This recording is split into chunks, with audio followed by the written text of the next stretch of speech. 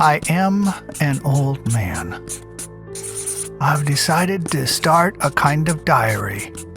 It may enable me to record some of the thoughts and feelings that I cannot express to anyone.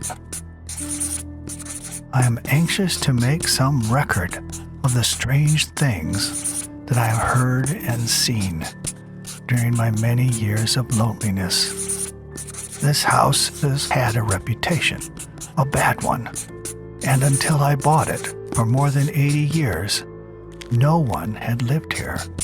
I am not superstitious, but I have ceased to deny that things happen in this old house, how ancient it is, though its age strikes one less perhaps than the quaintness of its structure, which is curious and fantastic to the last degree. Little curved towers and pinnacles, while the body of the building is in the form of a circle. Should this, my diary, ever be read when I'm gone, the readers will but shake their heads and be more convinced that I was mad. I was studying in a library, my dog Pepper sleeping by my feet, that night when it all started.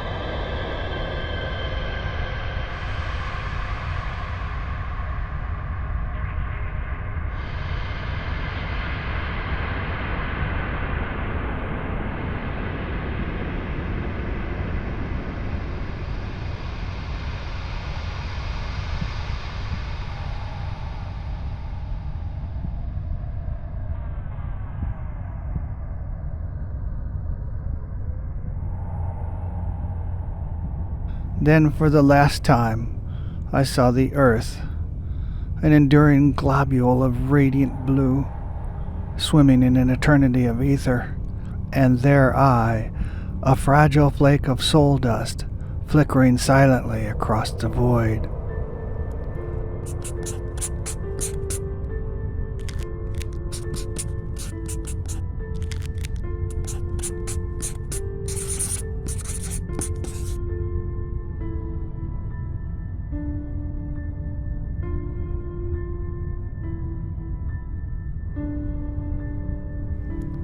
Slowly, in the distance, a redness became plainer and larger until it spread out into a great somber glare, dull and tremendous.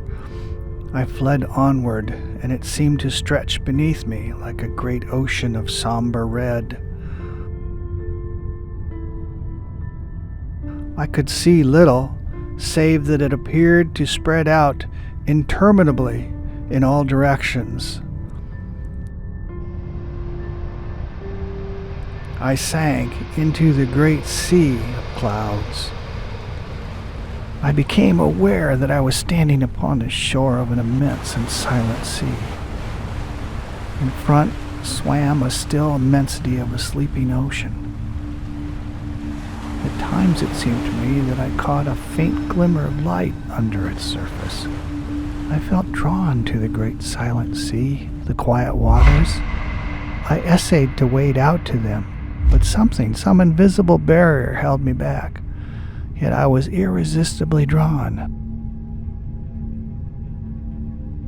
I must see what was held within the waters.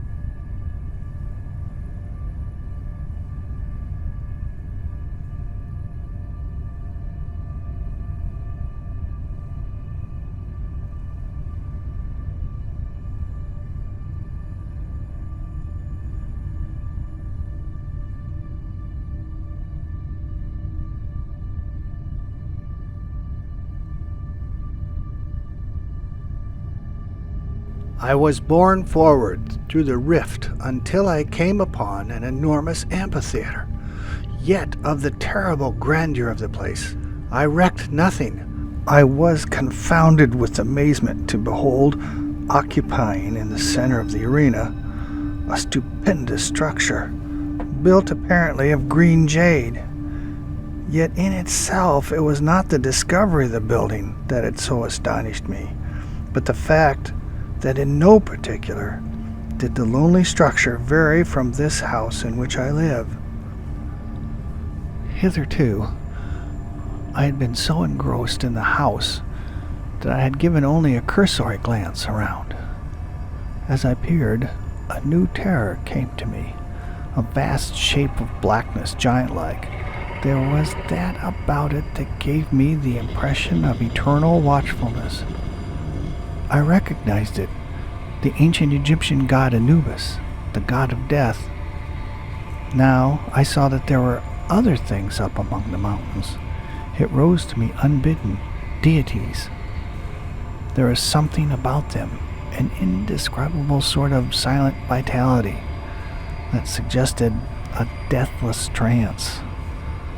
I could imagine their continuing eternally, immortal. The word rose in my thoughts, and I grew to wondering whether this might be the immortality of the gods.